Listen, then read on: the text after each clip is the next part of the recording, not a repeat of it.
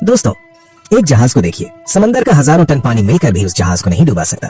वो जहाज तब डूबता है जब वो पानी उसके अंदर आ जाता है। ठीक उसी तरह इतिहास गवाह है कि दुनिया का कोई भी किला, चाहे वो कितना भी मजबूत क्यों ना हो, कभी भी सामने से किए गए हमले में नहीं टूटा। अगर वो टूटा है तो इसलिए क्योंकि किले का दरवाजा अंदर से किसी अपने ने खोला था। रावण, जिसके पास सोने की लंका थी, जिसके पास काल को बांधने की शक्ति थी, वो श्री राम जी से नहीं हारा। वो हारा क्योंकि उसका अपना भाई विभीषण उसके घर के सारे राज दुश्मनों को बता रहा था। और महाभारत में कौरवों के पास दुनिया की सबसे विशाल सेना थी, फिर भी उनका विनाश किसी बाहरी दुश्मन ने नहीं किया। उनका विनाश हुआ उनके अपने मामा शकुनी की वजह से, जो उनके साथ तो रहता था लेकिन अंदर ही अंदर उनकी जड़ें काट रहा था। और आज कलयुग में भी यही कहानी हर घर में दोहराई जा रही है। हम पूरी दुनिया से लड़ते हैं, हम बाहर की चुनौतियों से लड़ते हैं, हम पैसे कमाने के लिए दिन रात एक कर देते हैं, लेकिन अंत में हमें हराता कौन है? वो इंसान जिसके साथ हम एक ही थाली में खाना खाते हैं, वो इंसान जिसे हम अपना खून, अपना रिश्तेदार कहते हैं। आचार्य चाणक्य, जिन्होंने एक मामूली से ग्वाले को अखंड भारत का सम्राट बना दिया, वो कहते थे, शत्रु अगर तलवार लेकर सामने खड़ा हो तो उससे लड़ना आसान है, लेकिन अगर शत्रु रिश्तेदार के भेष में तुम्हारे घर के अंदर तुम्हारे सोफे पर बैठा हो तो उससे बचना भगवान के लिए भी मुश्किल हो जाता है। क्या आपको कभी ऐसा महसूस हुआ है कि आप तरक्की कर रहे हैं, लेकिन कोई है जो आपकी खुशी देखकर खुश नहीं है? कोई है जो आपके सामने तो हंसता है, लेकिन आपकी पीठ पीछे आपकी जड़ें काट रहा है? शायद वो आपका सगा भाई हो सकता है, शायद वो आपके चाचा या मामा हो सकते हैं, या शायद वो बचपन का जिगरी दोस्त हो सकता है। आज इस वीडियो में हम उन आस्तीन के सांपों को बेनकाब करेंगे। आज हम आचार्य चाणक्य की नीति शास्त्र से उन 5 खतरनाक संकेतों यानी 5 लक्षणों के बारे में जानेंगे, जो बताते हैं कि आपका रिश्तेदार रिश्तेदार नहीं, बल्कि एक छिपा हुआ दुश्मन है। ये वीडियो सिर्फ एक जानकारी नहीं है, ये एक चेतावनी है। अगर आज आपने इन संकेतों को नजरअंदाज किया तो कल बहुत देर हो जाएगी। तो चलिए शुरू करते हैं पहचानना। पहला संकेत है अत्याधिक मिठास और जासूसी। चाणक्य कहते हैं, जो शत्रु अमृत जैसी मीठी बातें करे, समझ लो उसके मन में हलाहल विष भरा है। जरा सोचिए, एक शिकारी जब किसी जानवर का शिकार करना चाहता है तो क्या वो डंडा लेकर उसके पीछे भागता है? नहीं, वो चुपचाप बैठता है और चारा डालता है। वो जानवर को ललचाता है। ठीक इसी तरह जो रिश्तेदार आपसे जलते हैं, वो कभी भी सीधे मुंह आपसे नहीं लड़ेंगे। वो आपके सामने बहुत मीठे बन जाएंगे। वो अचानक आपके घर आएंगे। वो आपके बच्चों के सिर पर हाथ फेरेंगे और कहेंगे, अरे भाई साहब, आपकी तो क्या किस्मत है, आपका घर तो महल जैसा है, आपके बच्चे तो हीरा है। आपको लगेगा कि वाह, ये इंसान मुझे कितना मानता है, ये मेरी तरक्की से कितना खुश है। लेकिन सावधान, यही आप धोखा खा रहे हैं। गौर करना, तारीफ करने के ठीक बाद उनका अगला सवाल क्या होता है? जैसे ही वो आपको तारीफों के पुल पर चढ़ा देंगे, वो धीरे से पूछेंगे, वैसे भाई साहब, आपकी तनख्वाह कितनी हो गई अब? या फिर पूछेंगे, वैसे बेटा, तुमने वो जमीन कितने में खरीदी? या फिर, अरे भाभी जी, आपके और भैया के बीच आजकल सब ठीक तो चल रहा है ना? ये सवाल साधारण नहीं है, ये जासूसी है। वो आपकी तारीफ इसलिए नहीं कर रहे कि वो आपका भला चाहते हैं, वो तारीफ इसलिए कर रहे हैं ताकि आप भावुक हो जाएं।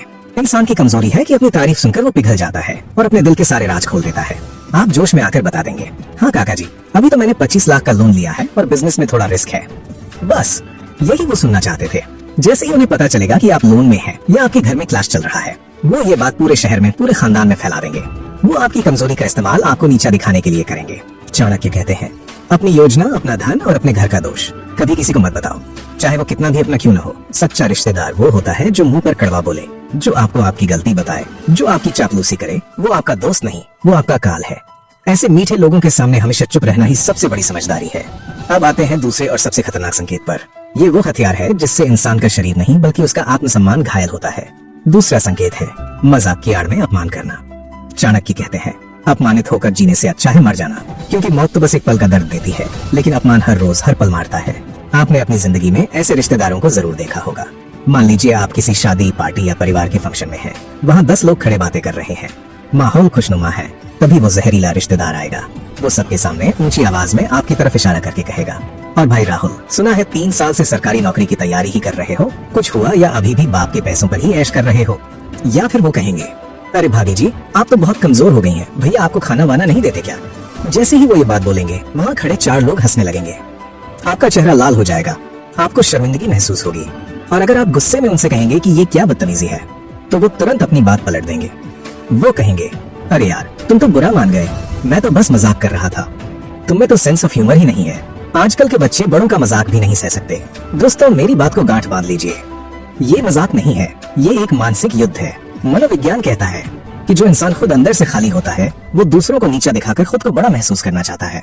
वो सबके सामने आपकी बेइज्जती करके ये साबित करना चाहता है कि उसकी हैसियत आपसे ज्यादा है। वो समाज को दिखाना चाहता है कि आप नाकामयाब हैं।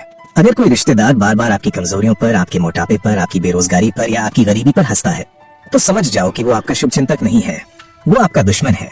ऐसे इंसान को चुप कराने का चाणक्य का एक ही तरीका है, गंभीरता। जब अगली बार वो ऐसा मजाक करे तो हंसना मत। उसकी आंखों में आंखें डालकर एकदम शांत होकर पूछना, इसमें हंसने वाली बात क्या थी? मुझे समझ नहीं आया, जरा समझाएंगे? जैसे ही आप गंभीर होंगे उनकी हंसी उनके गले में अटक जाएगी, वो घबरा जाएंगे। लेकिन याद रखना, ऐसे लोगों को अपने घर की चौखट कभी मत लांघने देना। तीसरा संकेत है आपकी असफलता पर छिपी हुई खुशी।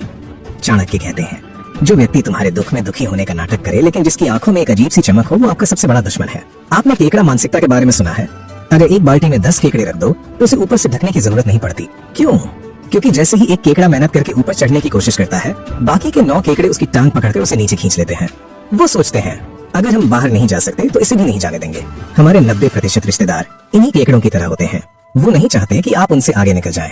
वो नहीं चाहते कि आपका घर उनसे बड़ा हो, आपकी गाड़ी उनसे महंगी हो। गौर करना, जिस दिन आप उन्हें कोई खुशखबरी सुनाते हो, चाचा जी मेरा प्रमोशन हो गया, या मामा जी हमने नया फ्लैट बुक कर लिया, तो उनके चेहरे का रंग उड़ जाता है। वो एक फीकी मरी हुई हंसी हंसते हैं और कहते हैं, अच्छा चलो बढ़िया है, बहुत बढ़िया। लेकिन अंदर ही अंदर उन्हें जलन की आग लग जाती है। वो रात भर सो नहीं पाते कि ये हमसे आगे कैसे निकल गया। लेकिन जिस दिन आपके साथ कुछ बुरा होता है, मान लीजिए आपका बिजनेस डूब गया, या आपकी नौकरी चली गई, या आपके घर में चोरी हो गई, तो वो सबसे पहले दौड़ कर आएंगे। वो मगरमच्छ के आंसू बहाएंगे। वो कहेंगे, अरे बेटा बहुत बुरा हुआ, भगवान ऐसा किसी दुश्मन के साथ भी न करे। हमें तो रात भर नींद नहीं आई तुम्हारी चिंता में। लेकिन सच ये है कि वो मन ही मन जश्न मना रहे होते हैं। उन्हें सुकून मिलता है कि चलो शुक्र है ये वापस नीचे गिर गया, अब ये हमारे बराबर आ गया। ये लोग आपके आंसू पोंछने नहीं आते, ये देखने आते हैं कि आप कितने बर्बाद हुए हैं, ताकि वो बाद में दूसरों को मजे लेकर आपकी बर्बादी की कहानी सुना सकें। ऐसे लोगों को कभी भी अपनी असफलता मत बताना और अपनी सफलता का ढिंढोरा तो बिल्कुल मत पीटना। अब आते हैं चौथे संकेत पर। ये वो जहर है जो धीरे धीरे दिया जाता है और जब तक असर होता है तब तक इंसान बर्बाद हो चुका होता है। चौथा संकेत है गलत सलाह देने वाला। चाणक्य कहते हैं, दुष्ट व्यक्ति की सलाह सोने के घड़े में रखे हुए जहर के समान है, ऊपर से सुंदर लेकिन अंदर से जानलेवा। महाभारत में दुर्योधन कभी नहीं हारता अगर उसे शकुनी मामा की गलत सलाह नहीं मिलती। रामायण में कैकेयी कभी राम को वनवास नहीं भेजती अगर उसे मंथरा ने गलत पट्टी नहीं पढ़ाई होती। कुछ रिश्तेदार ऐसे होते हैं जो आपको जानबूझकर गलत रास्ता दिखाते हैं। वो आपके मार्गदर्शक बनने का नाटक करते हैं, लेकिन असल में वो आपको खाई में धकेल रहे होते हैं। मान लीजिए आप कोई नया व्यापार शुरू करना चाहते हैं या कोई बड़ा रिस्क लेना चाहते हैं। आप उत्साह में उनके पास सलाह मांगने जाएंगे। आप कहेंगे, मामा जी मैं सोच रहा हूँ कि नौकरी छोड़कर अपना स्टार्टअप शुरू करूँ। वो आपके कंधे पर हाथ रखेंगे, माथे पर चिंता की लकीरें लाएंगे और कहेंगे, अरे बेटा पागल हो गए हो क्या? व्यापार में क्या रखा है? मैंने दुनिया देखी है, इसमें तो बहुत रिस्क है, डूब जाओगे, सड़क पे आ जाओगे। इससे अच्छा है कि कोई सुरक्षित छोटी मोटी नौकरी कर लो, सुकून की रोटी खाओ। या फिर वो आपको ऐसी जगह पैसा लगाने को कहेंगे जहाँ आपका नुकसान होना तय है। अब सवाल ये है कि वो ऐसा क्यों करते हैं? क्या वो वाकई आपकी फिक्र करते हैं? वो डरते हैं। उन्हें डर है कि अगर आप रिस्क लेकर सफल हो गए तो आप उनसे बहुत बड़े आदमी बन जाएंगे, आपकी गाड़ी उनकी गाड़ी से बड़ी हो जाएगी, आपका घर उनके घर से सुंदर हो जाएगा, और ये बात उनके अहंकार को बर्दाश्त नहीं होगी। इसलिए वो चाहते हैं कि आप हमेशा डर कर रहें। वो चाहते हैं कि आप सुरक्षित रहें लेकिन उनसे नीचे रहें। याद रखना, सलाह उसी से लो जो उस रास्ते पर चल चुका हो या जो वाकई आपका भला चाहता हो। ऐसे डरे हुए और जलने वाले रिश्तेदारों की बात सुनकर अपने सपनों का गला मत घोंटना। अपनी बुद्धि का इस्तेमाल करना, क्योंकि आपकी जीत से उन्हें हार महसूस होती है। पांचवा और सबसे बड़ा संकेत है मुसीबत में गायब हो जाना। चाणक्य कहते हैं, सच्चा मित्र, सच्ची पत्नी और सच्चा रिश्तेदार वही है जो आपातकाल यानी मुसीबत में तुम्हारे साथ खड़ा हो। सुख के साथी तो हजारों मिल जाएंगे। जब आपकी जेब गर्म होगी, जब आपके घर में पार्टियां होगी, जब आप दावतें देंगे, तो ये रिश्तेदार सबसे पहले आकर सोफे पे बैठेंगे। वो सबसे महंगी शराब पियेंगे, सबसे अच्छा खाना खाएंगे। वो छाती ठोक कर कहेंगे, अरे हम तो एक ही परिवार है, तुम्हारा दुख हमारा दुख है। लेकिन जिस दिन आप पे मुसीबत आएगी, जिस दिन आपका एक्सीडेंट होगा, जिस दिन आपके घर में बीमारी आएगी, या जिस दिन आपको पैसों की सख्त जरूरत होगी, उस दिन इनका फोन स्विच ऑफ हो जाएगा। वो आपको बाजार में देखकर रास्ता बदल लेंगे। अगर आप उनके घर जाएंगे तो वो नौकर से कहलवा देंगे कि साहब घर पर नहीं है। वो बहाने बनाएंगे, अरे भाई मैं तो खुद बहुत परेशान हूँ, या मेरी तो खुद की हालत खराब है, या अरे तुमने पहले क्यों नहीं बताया। ये वो आखिरी परीक्षा है जिसमें 99% रिश्तेदार फेल हो जाते हैं। जो इंसान आपके बुरे वक्त में आपके साथ नहीं खड़ा, उसे आपके अच्छे वक्त में शामिल होने का या आपकी कामयाबी का जश्न मनाने का कोई हक नहीं है। उसे अपनी जिंदगी से बाहर निकाल फेंको, चाहे वो कितना भी करीबी क्यों न हो। उसे उसी वक्त ब्लॉक कर दो, क्योंकि वो रिश्तेदार नहीं, वो अवसरवादी है। तो दोस्तों, ये थे वो 5 संकेत जिनसे आप आस्तीन के सांपों को पहचान सकते हैं। पहला, बहुत ज्यादा मिठास और जासूसी। दूसरा, मजाक में अपमान करना। तीसरा, आपकी असफलता पर खुशी। चौथा, जानबूझकर गलत सलाह देना। और पांचवा, मुसीबत में गायब हो जाना। अंत में आचार्य चाणक्य की ये बात हमेशा याद रखना, सांप को दूध पिलाने से उसका विष ही बढ़ता है, अमृत नहीं बनता। ऐसे जहरीले रिश्तेदारों से लड़ो मत, उनसे बहस मत करो, उन्हें समझाने की कोशिश मत करो, बस उनसे दूरी बना लो। अपनी तरक्की का शोर मत मचाओ, अपनी कमजोरी किसी को मत बताओ और अपनी खुशियाँ सिर्फ उन लोगों के साथ बांटो जो वाकई में आपके अपने हैं। याद रखना, खून का रिश्ता होना जरूरी नहीं है, दिल का रिश्ता होना जरूरी है। कर्ण और दुर्योधन का खून का रिश्ता नहीं था, लेकिन वो सगे भाइयों से बढ़कर थे। और विभीषण और रावण सगे भाई थे, लेकिन दुश्मन बन गए। अब फैसला आपके हाथ में है। क्या आप आस्तीन के सांपों को दूध पिलाते रहेंगे या उन्हें पहचान कर अपनी जिंदगी और अपने परिवार को सुरक्षित करेंगे? अगर इस वीडियो ने आपकी आंखें खोली हैं, तो इस वीडियो को लाइक करें और कमेंट में लिखें मैं जागरूक हूँ, क्योंकि लिखने से संकल्प पक्का होता है। और अगर आप चाहते हैं कि भविष्य में आप ऐसे धोखेबाजों से बचे रहें, तो चैनल को अभी सब्सक्राइब करें और बेल आइकन दबाएं। हम